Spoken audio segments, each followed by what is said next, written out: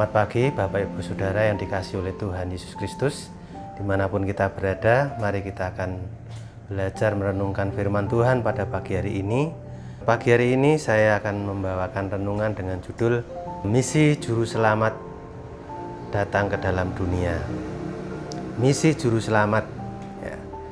Mari kita akan membaca ayatnya di dalam Injil Matius pasal yang pertama, mulai ayat yang ke-20 sehingga ayat yang ke-21 berkata demikian.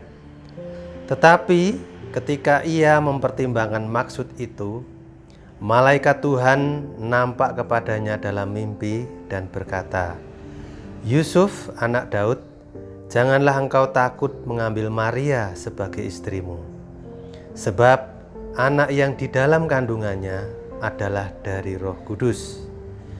Ia akan melahirkan anak laki-laki dan engkau akan menamakan dia Yesus, karena dialah yang akan menyelamatkan umatnya dari dosa mereka. Amin. Misi Juru Selamat, yaitu kedatangan Tuhan Yesus. Dia lahir dari Maria dan Yusuf. Ayat yang ke-21 menegaskan ia akan melahirkan anak laki-laki dan engkau akan menamakan dia Yesus, karena Yesuslah yang akan menyelamatkan umatnya dari dosa mereka. Misi yang dibawa oleh Juru Selamat adalah menyelamatkan umatnya dari dosa mereka. Kenapa harus Tuhan Yesus yang lahir ke dunia ini melalui Maria? Karena hanya Tuhan Yesuslah yang dapat mengemban satu-satunya misi dari Allah Bapa.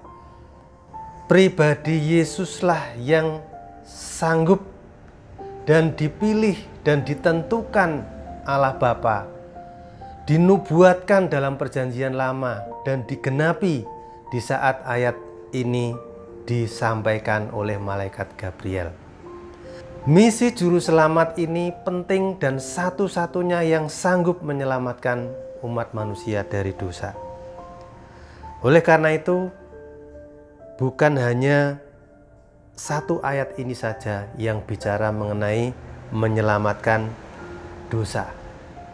Diteguhkan di dalam Injil Yohanes pasal yang pertama ayat yang ke-29 berkata demikian.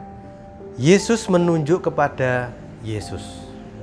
Pada keesokan harinya, Yohanes melihat Yesus datang kepadanya, dan Yohanes berkata, Lihatlah anak domba Allah yang menghapus dosa dunia. Tadi di dalam Injil Matius menyelamatkan umatnya dari dosa mereka. Dan ayat ini meneguhkan bagaimana cara Mesias itu menyelamatkan umatnya dari dosa mereka. Ia datang sebagai anak domba Allah. Artinya, dia menjadi korban menebus dosa manusia. Jadi manusia yang berdosa diselamatkan hanya oleh karena penebusan di dalam anak domba Allah ini. Karena di dalam perjanjian lama tidak ada kesalahan atau dosa yang bisa dihapuskan, ditutupi jika tidak melalui korban. Nah, di dalam perjanjian baru, umat perjanjian baru, satu-satunya jalan penebusan dosa hanya oleh korban anak domba Allah. Jadi selanjutnya, bagaimanakah kita meresponi penebusan Mesias ini? Yang pertama, mari kan kita perhatikan bagaimana kita meresponi Juru Selamat dalam kemesiasannya ini. Injil Yohanes pasal yang ketiga, ayat 31 sehingga ayat yang ke-36. Siapa yang datang dari atas adalah di atas semuanya. Siapa yang berasal dari bumi, termasuk pada bumi, dan berkata-kata dalam bahasa bumi. Siapa yang datang dari surga adalah di atas semuanya. Ia memberi kesaksian. Ia di sini adalah Yohanes Pembaptis. Yohanes Pembaptis memberi kesaksian tentang apa yang dilihatnya dan yang didengarnya, tetapi tidak seorang pun yang menerima kesaksiannya itu. Jadi yang pertama, respon kita harus menerima kesaksiannya yang telah diberitakan oleh firman-Nya. Ayat 33, siapa yang menerima kesaksiannya itu, diulang lagi ayat ini, ia mengaku bahwa Allah adalah benar. Jadi kesaksiannya ini mengandung suatu pengertian bahwa ya, Yesus adalah Mesias. Ya, Yesus adalah penebus dosa manusia. Ya, Ia adalah anak domba Allah yang diutus Bapa di surga. 34, sebab siapa yang diutus Allah, benar ya, Yesus adalah diutus Allah Bapa. Dialah yang menyampaikan firman Allah, karena Allah mengaruniakan rohnya dengan tidak terbatas. 35, Bapa mengasihi anak dan telah menyerahkan segala sesuatu kepadanya.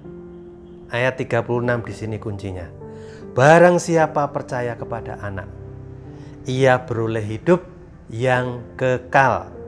Tetapi barang siapa tidak taat kepada anak, ia tidak akan melihat hidup, melainkan murka Allah tetap ada di atasnya. Ya, jadi apa yang kita harus responi? Yang pertama tadi, meresponi melalui menerima kesaksian dari firman dan Roh Kudus bahwa Yesus adalah Mesias yang diutus Allah Bapa, yang mewujud nyatakan dirinya sebagai anak domba Allah. Jadi harus menerima kesaksiannya itu. Jika tidak menerima, maka tidak akan memperoleh hidup yang kekal. Yang kedua, percaya dan taat kepada yang diutus Allah Bapa. Bagaimana caranya kita percaya dan taat kepada yang diutus oleh Bapa, yaitu Tuhan Yesus?